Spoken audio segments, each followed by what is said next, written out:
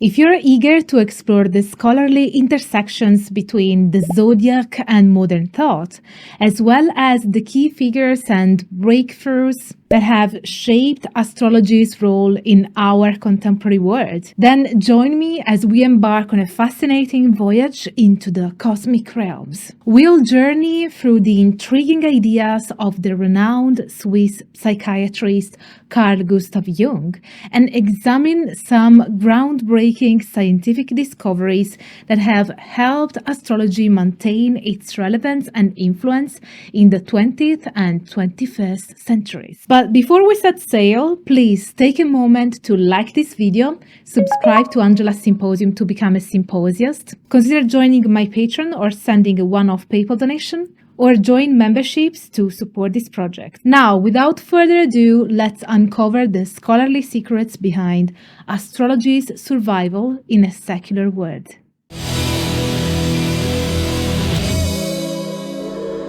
Hello everyone, I'm Dr. Angela Puca and welcome to my symposium. I'm a PhD and religious studies scholar, and this is your online resource of information based on academic, peer-reviewed sources in the fields of esotericism, magic, shamanism, paganism, and all things occult. In today's enlightening episode, we'll be delving into the captivating world of astrology and its enduring presence in our increasingly secular society. In his book, The Scientification of Religion, Koku von Stuckrad explores the evolution of the relationship between science and religion over the past 2 centuries. He argues that the process of scientification of religion involves the increasing application of scientific methods and concepts to religious phenomena, resulting in a transformation of both science and religion. Esoteric practices and traditions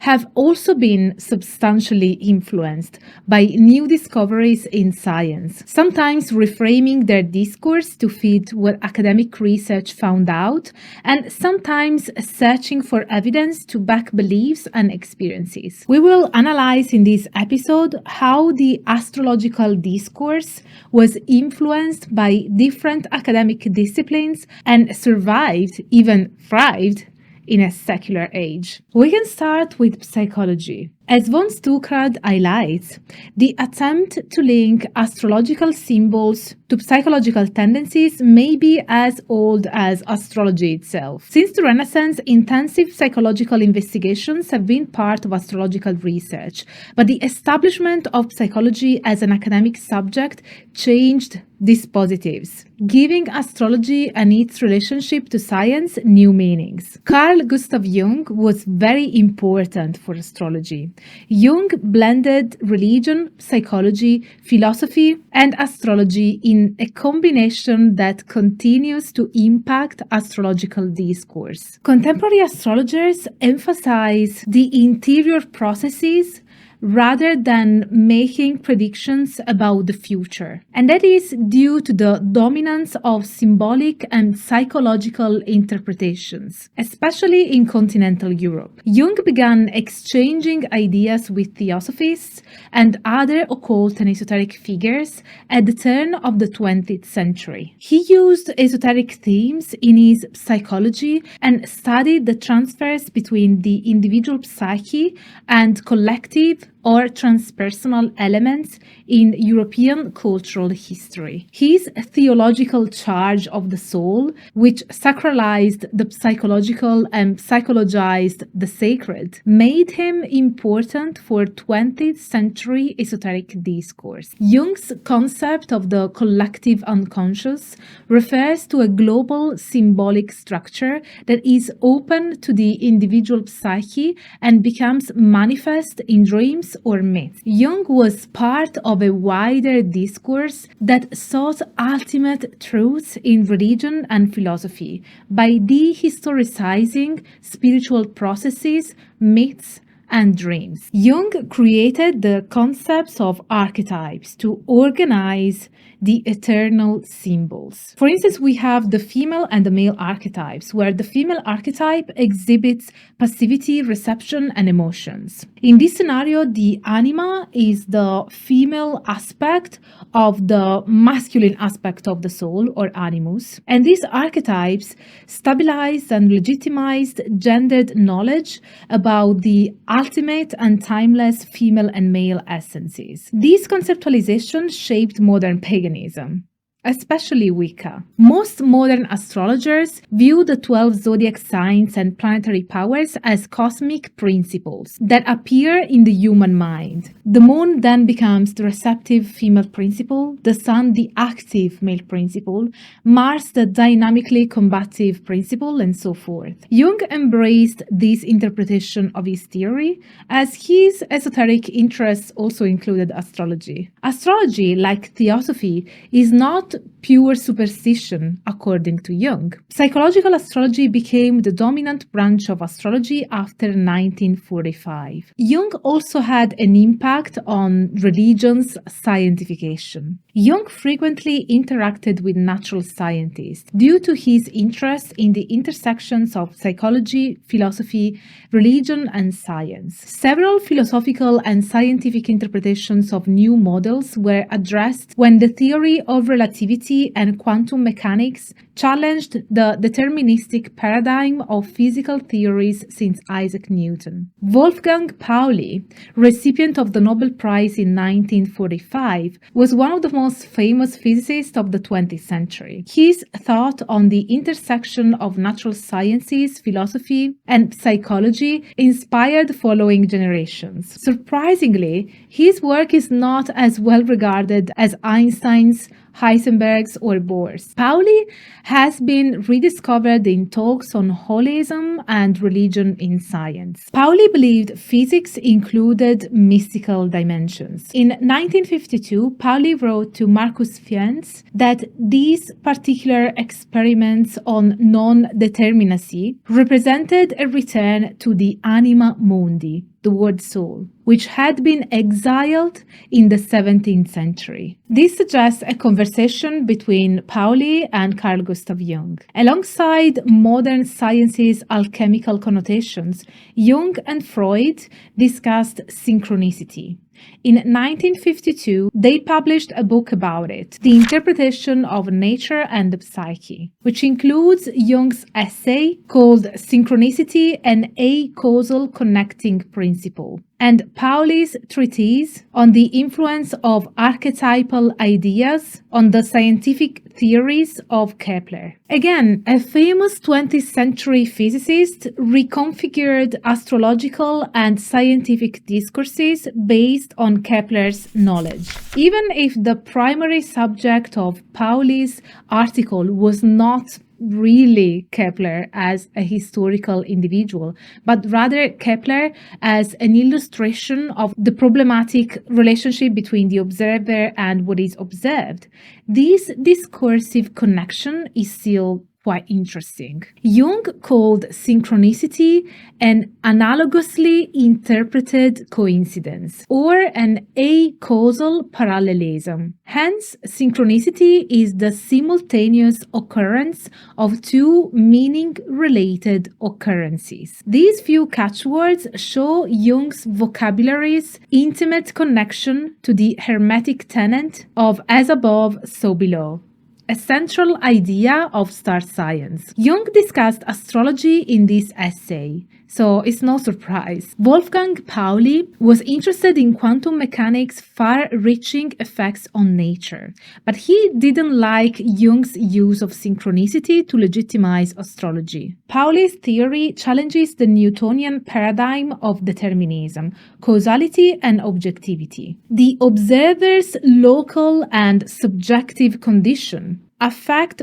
factually detectable reality, according to Pauli. Consequently, the independence of the observer indicates that the human psyche is inextricably linked to the physical universe. Alchemy, which recognizes this relationship, was employed by Pauli in his 1952 essay. Pauli believed there is no objective reality and was pretty extreme in his view. Reality has rational and irrational parts, so not everything can be explained rationally. The Pauli principle, which states that the distribution of an atom's electrons, i.e. their mutual exclusion, is always acausal, established that the physical world is not entirely deterministic or even founded on causal relations. The contentious chaos theory of later physical theory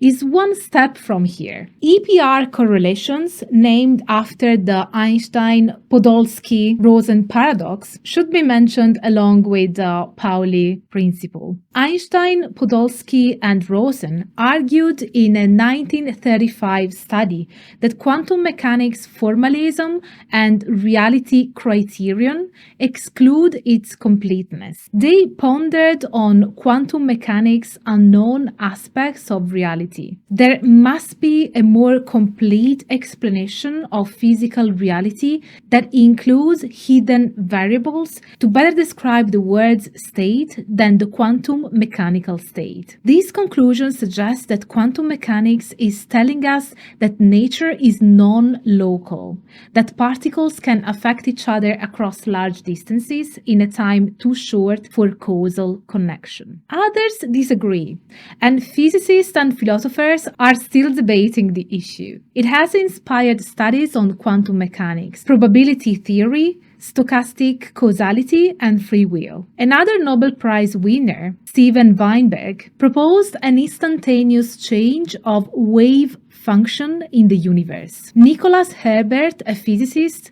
stated that the deeper truth of the world is maintained in an invisible quantum link with direct and ubiquitous effect. The Pauli-Jung discourse and subsequent discussion supported the idea that matter and mind are one. In other words, this dialogue reconnected science, mind, matter, and astrology.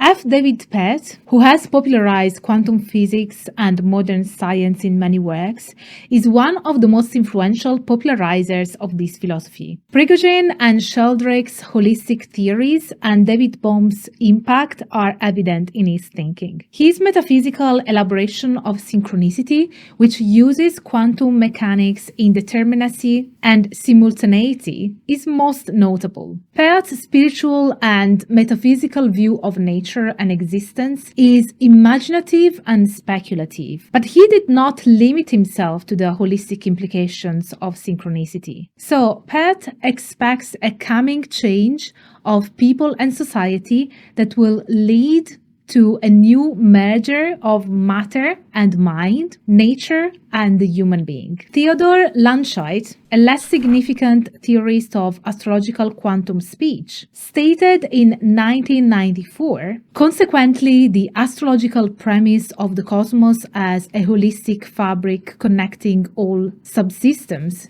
is not only consistent with modern natural science, but even proven by it. The core astrological notion that the cosmos is an organic process that unites all microcosmic and macrocosmic sub-processes into one entity is a progressive concept. Landscheidt's book, whose title combines science and astrology, is a late 20th century example of this discourse construction. Nonetheless, his position is discursively considerably less important than those by more popular authors, who claim that quantum mechanics should be coupled with relativity or that string theory could address current physics' unanswered concerns. David Deutsch, a fellow of the Royal Society and physicist at the University of Oxford, recently asserted that the world is a multiverse, in which time is no longer space-time, but a quantum concept, and time journeys and many other exciting things are possible.